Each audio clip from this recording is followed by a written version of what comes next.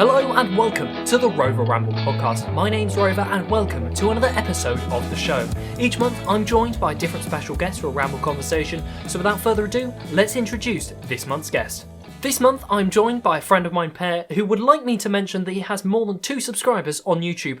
Pear, welcome to the podcast. Yeah, thank you for having me. It's a pleasure to join you and listen to you say that introduction about 6 or 7 times, then finally giving up and just accepting you'll have to change it in the edit. It's been incredible already. We've only been here for, 10 minutes? I feel like I've been exposed, but the problem is everything he's just said there is completely true. And yeah, that's you're spoiling the hidden behind the scenesness here, Per. I don't know what to say. What can I say? They call me a Formula One driver because all I got is spoilers. Per, what we usually do at the start of the show is have a little chat about what we've been up to recently. So, what have you been up to recently? Oh, wow, what a great question that is. Well, very recently, I just came back home. My parents decided they needed hedging, and I work at a garden centre, which means whenever we need plants, off I go with them with my funny little discount cards. They can get nice, cheap plants. And we've got some nice, cheap plants. I think they're nice. I don't know. I don't care if they live or die. But still, we've done that. What about you? What have you been up to, big man, R-Dog? I feel like throughout this podcast, I'm going to get more and more strange insults and titles. I'm just marginally concerned, and we're only about 2 minutes in. So yeah, I'll have to wait and see. But I mean, the garden centre it's an interesting place. Definitely not my cup of tea. This month has been for me incredibly busy. This week is insanely busy. It's taken us quite a while. Actually, it's taken us a few attempts to actually get together and be able to record. But we're here, we're doing it, which is quite exciting. And in the world of YouTube, Amathocraft Season 4 is rounding up towards the end of this week. So the final content's coming out. It's all quite exciting, and all the prep for Season 5. Yeah, it's exciting times, but manic. Really, really a manic May month, which I'm quite impressed. That's alliteration there. We got 3 words. Fantastic. We're dangerously near funny here. Content creation also being stepped up for me because I've had exams recently, so I'm free from exams. I'm able to now make content more freely. I'm not going to do it because I'm very lazy. I think, today will be a good day for recording. Then just look at memes for 2 hours and forget about any sense of reality or existence. So yeah, recording's going great. Brilliant. Well, congratulations on finishing your exams. I know it's been a busy few months for you. Yeah, we're here. We're here. You're past it, and you've got the joys of talking to me for an hour or so. So I feel like I am going to start losing my voice soon because of the amount of laughing I've already done already. But this episode of the podcast, we are going to be talking about, our discussion topic is going to be the pressures of performing. Now, Pear, you suggested this one to me, and I thought it was absolutely brilliant. This is a really, really interesting area to start looking at and exploring. And yeah, so do you want to kick us off? What comes to your mind when thinking about pressures of performing? I think one of the things that really made me think about this topic as a central idea is, have you heard of the comedian Bo Burnham? I haven't, no. Is he a British comedian?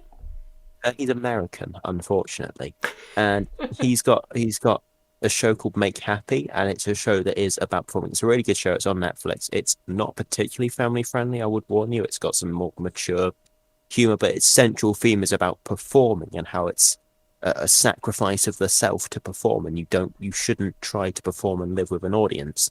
And I thought, hey, I know big man Rover, Discovery himself could use some topics, and I thought, well, it seems like a good one to dive into. That's really interesting, yeah. And the moment you said it to me, it looks brilliant, and hopefully we're gonna have a really interesting conversation. So we've initially went down a few sort of ideas and some sort of questions about this whole topic, and I thought we'd jump in straight away. Now, what sort of performing do you do? Well, I think you've got to get a core definition of what performing is. If we treat performing as simply when you're recording, let's say, then obviously that's performing. But I see performing as a move away from the self. So I am obviously me, but if I am changing who I am or how I act to please someone else, I would consider that performing. So, for example, I obviously work in the garden centre, as I've said, and I talk to customers, and I'm obviously far more optimistic. And yeah, you are great. You people give me your money. I want to survive with them. So that is, in a sense, performing. It's putting on a character or a different sort of side of your personality to how you truly want to be because of someone else. That's a really interesting definition, and I think I'm quite with you there.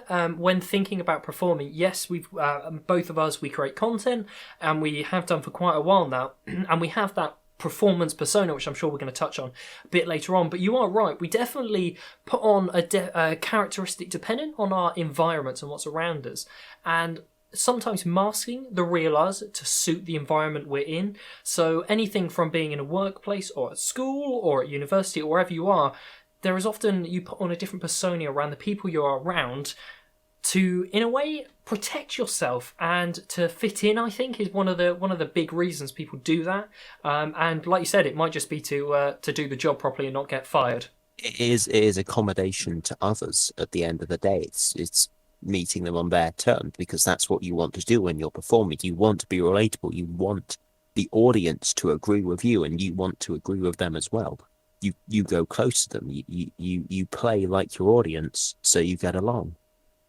Exactly. And I think part of that will be, I guess, sort of trying to avoid divisions and conflicts between people. If you blend in with someone, which it actually becomes so easy to do, people perform all the time to blend in with communities, with groups, with people, to avoid conflicts and things like that. I think we all do it. We're all in these groups and social circles where I think myself, when I'm in my recordings, when I'm live streaming, when I'm talking with people through Discord and in the community, I wouldn't say I am myself. I am my real me. I am Rover in that situation. Like I'm Rover on this podcast. I think it's a really fascinating. It's just such an interesting area just to think and actually take a step back and look. Actually, where do I perform? Where do I act differently because it suits best? Can you even trust what we're saying right now? That what's to say we're not performing to become appeased? We could be meaning entirely different things to what we say, but we're performing, still performing. We are performing, really. And that's the Matrix is in shambles. There's no need for another Matrix film. Just play this in cinemas for like an hour when and you reopen. Talking the new cinema blockbuster. I think that'll work pretty well. We'll have to rig up some cameras next time and make it a video podcast. Though, isn't that just a video? It's true. A video podcast. It would just be a video. Well, maybe that's a topic for another podcast discussion. Is a video podcast just a video? What, the pressures of podcasting. I'll list them for you right here. We are changing topic. So when do you usually find yourself noticing you're performing and starting to perform? Do you find there's a certain division, or is there a certain place you could look at it the other way? Is there a certain place where you don't perform and you are just yourself? Is that a limited place, or is there quite a lot of places? How does that sort of work for you? I think because it's such a noticeable shift, right? Because obviously I know when I'm speaking different. It's a conscious decision that I make to sort of change how I speak. So, for example, at work, because I love talking about my work, if you couldn't tell, I'm often having a bit of what the youth would call a laddie bants with the other staff. Probably being very insulting towards customers. But as soon as a customer steps up, it's hello, is everything okay? It's a conscious decision to change. So I am very aware of when I am performing. I know I'm performing a bit now. I know if I ever record or I stream, I'm going to be performing then, because the real me is simply not interesting. Yeah, it's really interesting. I was just trying to think about when I notice that I'm making a conscious shift and when I'm making actually quite a subconscious shift and I don't really notice I'm doing it. And I was thinking, well, when I sit down at my desk, at my computer, I sort of automatically switch on to this recording voice, as I dub it usually, which is this really sort of more upbeat voice, where usually I wouldn't talk like I'm talking now in a conversation. Anyone who knows me in real life would tell you that I don't talk like this in a normal conversation, because, well, if I started talking around really jolly like this to everyone, I think they'd go nuts. So it's one of those things. I mean, I'm going nuts after 20 minutes, so I feel fearful for anyone else. So yeah, no, it really is one of those things. I think when I sit down at my desk, there is a bit of a conscious shift. I am in my recording headspace. I put on my recording voice. The way I talk to people, the way I conduct myself, that's in my performance on that side of things. But then I think there's also this subconscious shift when I'm talking to someone I know in real life, and they might be older than me, they might be younger than me. I might be at school. I might be talking to a member of staff. I could be talking to anyone of authority or something. I think my tone would change compared to the way I talk to my friends or the way I communicate with them. So it's I think I have both. I think I have this subconscious shift that I sort of automatically do, and I have the more conscious shift, which is where I sit down at my desk and I turn on Rover, so to speak. Yeah, please never use the phrase "turn on Rover" ever again. I realised, as soon as I said it, that didn't come out very well. This entire bit's getting cut. Let's just be brutally honest with ourselves here.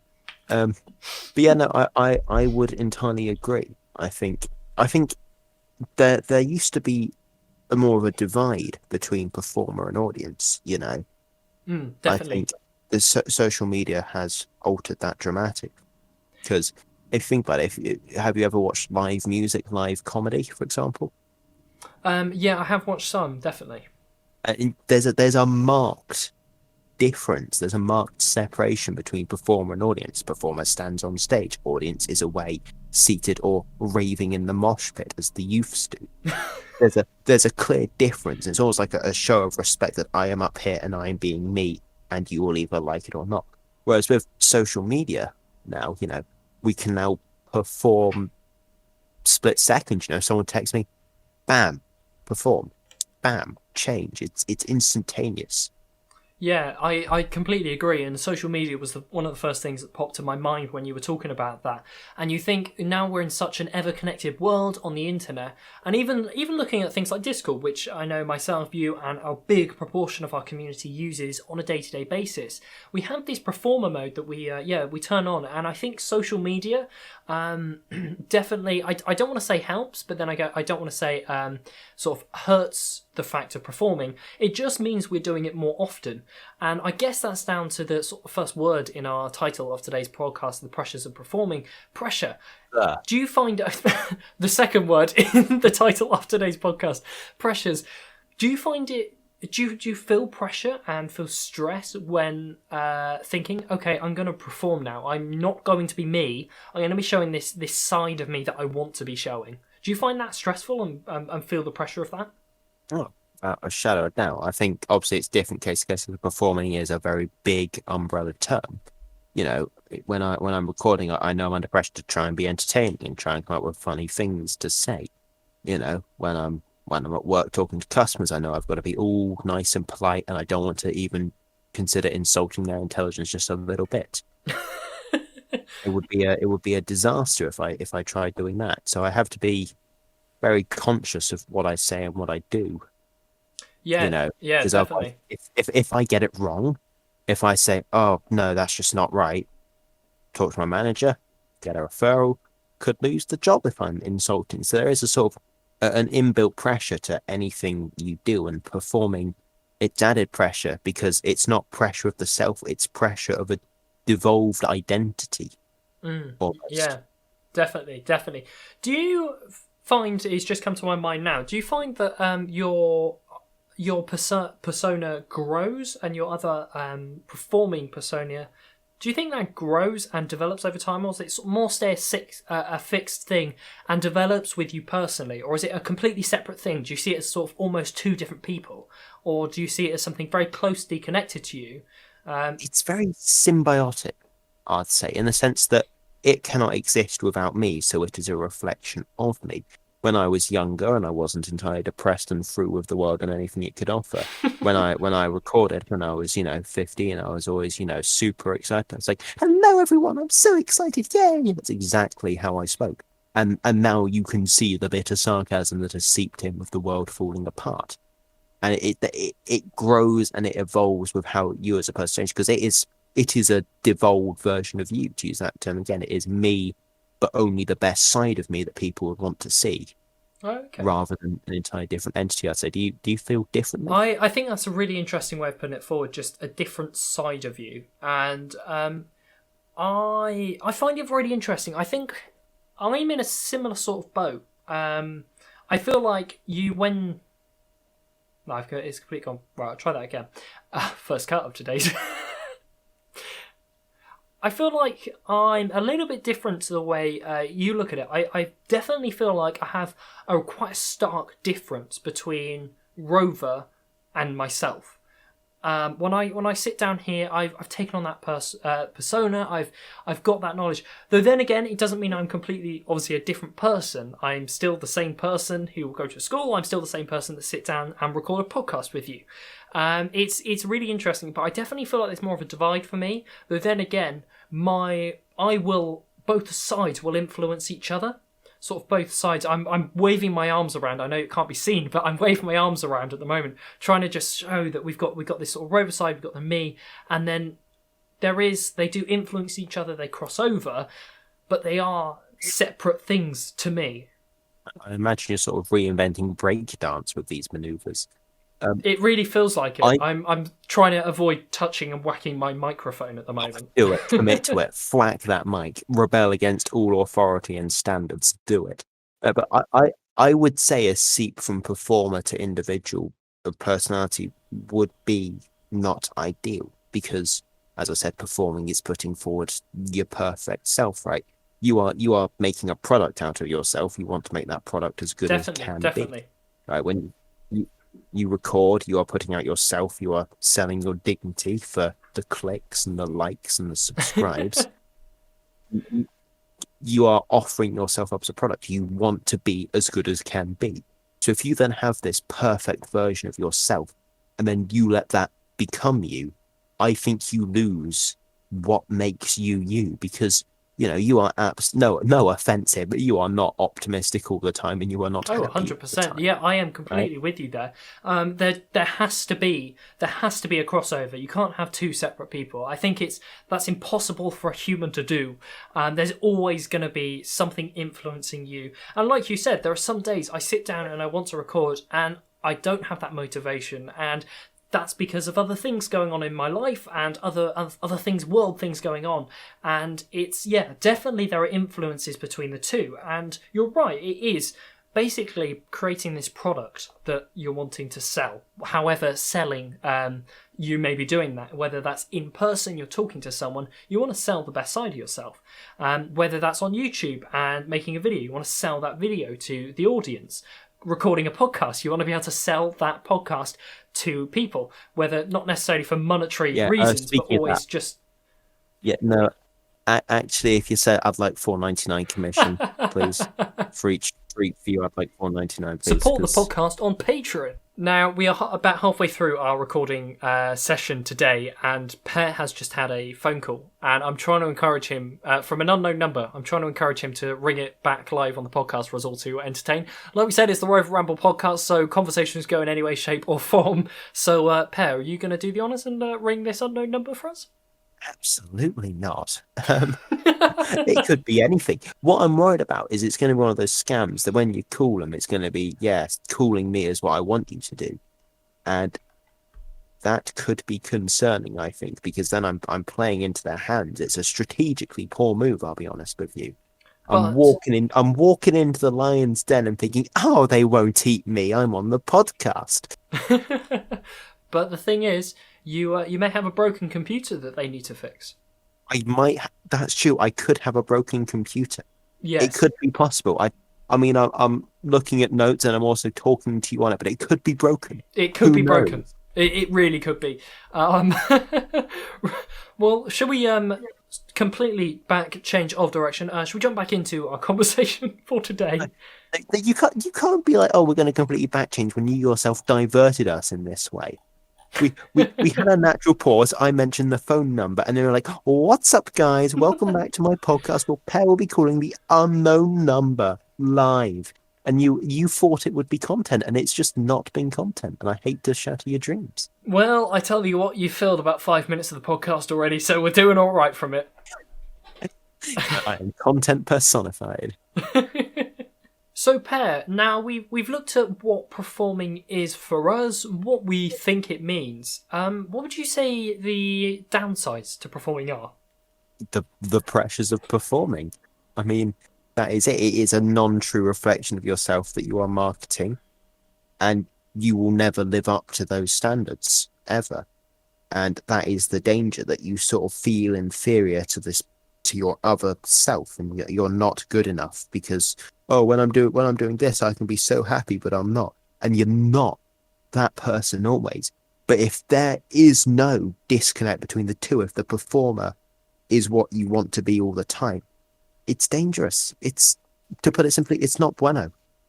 Yeah, that's a really interesting way of looking at it. I think it really is trying to strike a balance, which I think a lot of life comes down to. Have a balanced diet, all of that sort of stuff. It's you are trying to find that balance between the two. People will always perform. That's a thing of life. But would you say, taking a look at it in a completely different way, where you're thinking of it as almost a completely different thing and not trying to merge two people together, it is a separate thing. Would you think about it in a completely different way and say that it is a part of you? It's just a part of you instead of performing. So this part of you will always be there wherever you are. Instead of it being like a separate thing that you try and merge with yourself. Isn't it already something that's part of you? Yes, you could say, as I have said a couple of times, it is just the best. It is your product. It is what you think the best of you is. So it is always going to be very deeply sort of connected to who you are. You know, the best bits of me, apart from my handsome looks and my bulging muscles, would have to be sort of my puns, my weird sarcasm. And so when I perform, I look to bring that out and almost overplay that side of me, you know, even if it's not a true reflection. So it is always going to be deeply connected who you are to who you are. But if they start to merge and it becomes all that you are, that is the issue. Would you say that part of this whole performer's personality everyone has, do you think you're sort of over exaggerating a part of you? Is it just you're trying to pick your best bits and you're really over exaggerating in a way? Is that what performance is, would you think? Would you think it's, you're trying to be something more than you yourself are? I think the idea of a best bit as an objective is a little bit. I think, you know, it depends on your context. Obviously, at work, I would not be sarcastic and it would be about the best sides, but it is all about bringing out the best of you and having that be the mainstay. And if that is all you are saying, if your product is puns, then you need to have really good puns. You need to really emphasize the fact that you make them. And I think that is why you see a lot of performers, when they have a talent or something that works, they stick to it, right? What's popular is popular because people like it and it's good. So people will just do that. Yeah. No, it's such a. I mean, we could talk about this for absolutely ages. Like, what is performing? And hopefully we've had a pretty good crack of it already. And yeah, it's a really, really fascinating area. Taking a look at this from a completely different way of looking at it, why do we watch performers? Because they are perfect. Because it is a manifestation of perfection. There's no insecurity, there's no problem on the surface, right? A musician comes out to play, all you think is, wow, they're good at the drums or whatever. And you think, wow, they make good music, and you don't look deeper.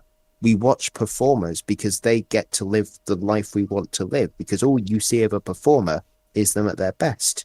You don't see Justin Bieber at his low points on stage. I picked Justin Bieber because I thought you'd listen to him. You only see him at his best, and you're jealous because you want to be at your best. And it's a life that we would want to live. We want to look at our lives in the same way, but we can't, because we just don't accept the truth that that's them perfect, and we assume that minority of time represents the majority. Do you think, like, just as a disclaimer, I don't listen to Justin Bieber for the podcast. Yes, you do. We'll have to do a podcast episode on music. But Justin Bieber is not part of that podcast. It's interesting when you say that performers are always there to do their best, which you're completely right. I think when you're going out to perform, you're trying to do your very best. And you don't go and watch a performer if they're rubbish.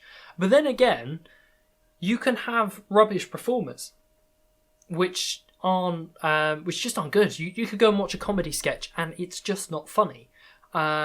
Which I'm sure you're very aware of being not funny. So would you say that's all about performing? I didn't quite hear the question. I was too busy being vaguely insulting about you. I was just asking. Would you? You can go and see a bad performer. You can go and see a sketch which isn't funny. Does that mean that they're bad at performing, or how? Yeah, how does that click? It is all dependent. I mean, every bit of art, every bit of culture, whatever you'd like to call it, is massively subjective. I mean, you like Justin Bieber, other people don't. So the people who may have thought, yes, this performer is good, may have a different interest. And that would then mean that what gets represented on stage may not be as good.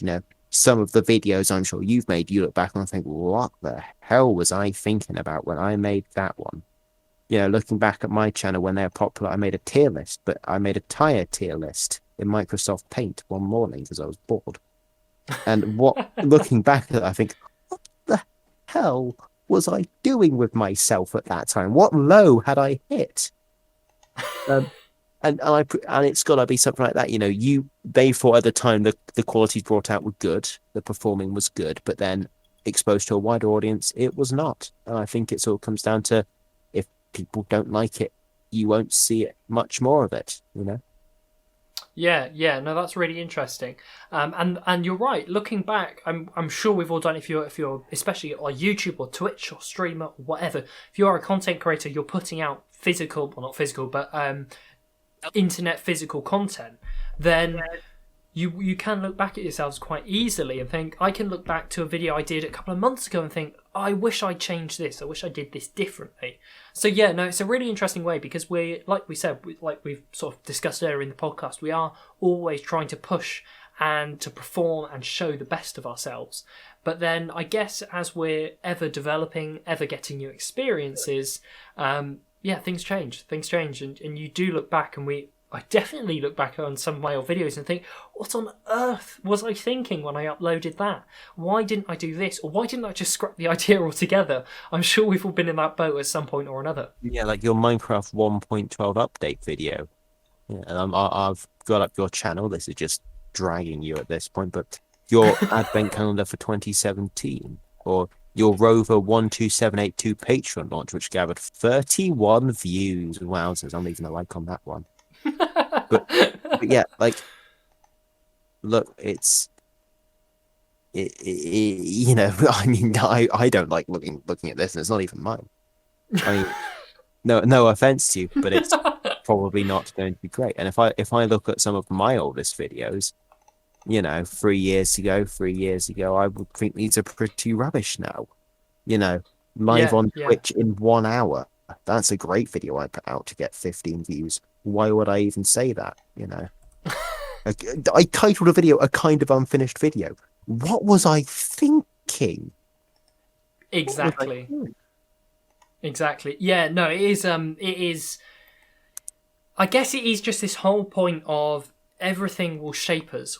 Everything will change us in the way we perform and we show ourselves off. And out of interest, how long have you been creating content for? Let me check my ears. So I obviously go by Pear now. Anyway, it's doing it for a while, probably since like 4 or 5 years, I'd imagine. That's been a while. That's been a whole whack of time. And what would you, of interest, what do you prefer? Do you prefer creating video content or do you prefer stream content? I think video content is a lot more time intensive than stream content, which is why I prefer streaming at the moment. Okay, yeah. Because when I'm making a video, I've got to have an idea for a video, then record it, then edit it, streaming, pick game, open Twitch, be funny. Now, you I did ask that for actually a reason. I asked whether you prefer that recording or streaming, because I'm personally in the boat where I prefer the recording side of things. And I wanted to link this actually back to our main discussion point of the pressures of performing. With when you're streaming, you are constantly on show for however long you're streaming for. Yeah. Whereas with your recording, you can stop and start as much as you like. If you don't like how something comes out, you delete it and you go again. Would you say that streaming, therefore, is more tiring, more consuming? Do you have to be better at performing to stream, or does it not matter? Performing, you get instant feedback. I think there's a big difference from recording, because when you record, I could record something, then release it as a video a week later and think, oh, if they don't like it, then I can't change it now, can I? Whereas if I'm in a stream and, something isn't working, I'd be like, okay, they're obviously not liking this. I could try something else. It is that sort of instant feedback. So yeah, it is obviously more tiring, because when you're recording, like when you record a mathograph, for example, you're not speaking for 2 hours straight, are you? You're doing like 10 minutes and then working for 40 minutes, then another 5-minute bit, etc. Yeah, exactly. That's one of the main reasons I quite like recording compared to streaming, which I think is complete opposite to us and it's personal preference. And I know a previous guest we've had on the podcast, Loop, he's very much the mindset. He loves streaming. He loves that direct and instant feedback from the audience. Whereas I'm more of the mindset of recording. I love being able to actually spend time, really focus a lot of the time on what I'm putting out there. And obviously in the past, some videos have done better than others, and that will always be the case with any content you create. But I think with YouTube, actually, you do get this more... it can actually add more a sort of a stress and a negative feedback, because let's say you spent a week on a video, you upload it and it doesn't do well, or it gets negative feedback, then you can't instantly respond to that and change like you said you can with streaming. If you're doing something that's not funny, or you're trying to be funny, you can change straight away. You don't have to wait another week or put up another video to do that. So I think, yeah, it's an interesting way, and I think that's where a lot of the criticism of YouTube has come. But then again, that is the whole content style of YouTube. Market. Yeah, exactly. That is the market for video content. It's YouTube. It is this sort of creating this perfect persona to present. I'd also say retention's a lot easier to do while streaming, because when someone's streaming, it's very focused, very direct, and you don't get them for long. Whereas on YouTube, someone could be and you make an uninteresting video, you get nothing out of that. They dislike, they leave. So let's say, for example, your latest video, I find it on my Explore, I don't like it, I drop a dislike, I never watch you again. You gain nothing out of that interaction. Whereas if people swing by stream, they say, oh, this isn't that good, I could suggest things to improve, or I could just go and not do anything. When people don't like you streaming, nothing happens as the consequence of it. Hello, You and just welcome back to Whereas with video making, it's a lot harder to fix what's wrong and, get retention for potential new viewers, I find. Yeah, no, that's a really interesting way of looking at it. And you are right, there is definitely there is positives and negatives between the two. And again, we're coming up great podcast episodes here. I need to get on another streamer. We'll hopefully have a real discussion. Recording podcasts into the new year with how many topics we've come up with. I've got your 2021 itinerary all sorted. Don't worry about it. You really have. And a spoiler to the people listening, we have a whole bunch of podcast plans. I can't wait. We've got so many awesome guests coming up. Hopefully things will really improve after today's episode.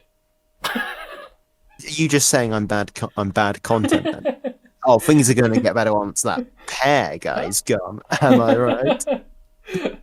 Now, Pear, it has been an absolute pleasure talking to you. We've had a fascinating discussion today. I really hope the listeners have enjoyed this, and please let us know your thoughts down in the comments section on the YouTube if you're watching there, or let us know all your feedback. We'd love to hear your thoughts. We'll all be watching the comments and respond. So let us know what you think of today's discussion about the pressures of performing and what is performing. So, Pear, what we tend to do at the end of every episode of the podcast is we like to get you to rate your experience. So, Pear, out of 5, how's your experience been today? How low am I allowed to go? Well, am I allowed to go into decimals? It's been fun. I give it a 4. Give it a 4. You did threaten to send me bad weather at some point, so I can't give you a 5 for threatening to, cause a storm at my location. But yeah, I've enjoyed it. It's been a good bit of laddie banter. It has been some laddie banter and some interesting discussions. So 4 out of 5, we've lost our streak, people. We've lost our streak. Oh, sorry, 5 out of 5. 5 out of 5. Hooray! If I don't give 5, I won't be allowed back on in the future. He's fooled the system. He's seen straight through it. So, Pear, let the listeners know where they can find a bit about you on the internet. So I'm Pear sort of on everything, no caps, no spaces. So youtube.com/c/Pear sort of. My Twitter, twitter.com/Pear sort of. My Twitch, twitch.tv/Pear sort of. You can catch me live on Twitch with no real frequency. I usually Saturdays and Mondays are usually good days for me, so you might see me then. If you want to know more exactly, I do have a very poorly made and operated Discord that you could find off my YouTube. So you could join there, and then you could know when I'm streaming if you want to, or if you don't, and I wouldn't blame you either way. Well, thank you very much, Pear. Similarly, I can be found all over the internet. I can be found on youtube.com/Rover1. Twitter, I can be found at twitter.com/Rover1_. And I can follow through those links. You'll be able to find me on Twitch and other platforms as well. Recently, we had the Amathcraft stream day, and I'm hoping to get back into streaming just that little bit more.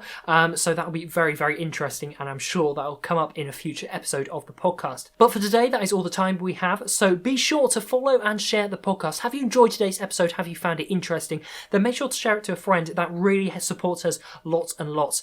This episode of the podcast, alongside all the previous episodes of the podcast, can be found on all of your favourite podcasting platforms, including YouTube, so be sure to give us a follow. Thank you ever so much for listening to today's episode of the podcast. We will see you in the next one. Goodbye. Bye.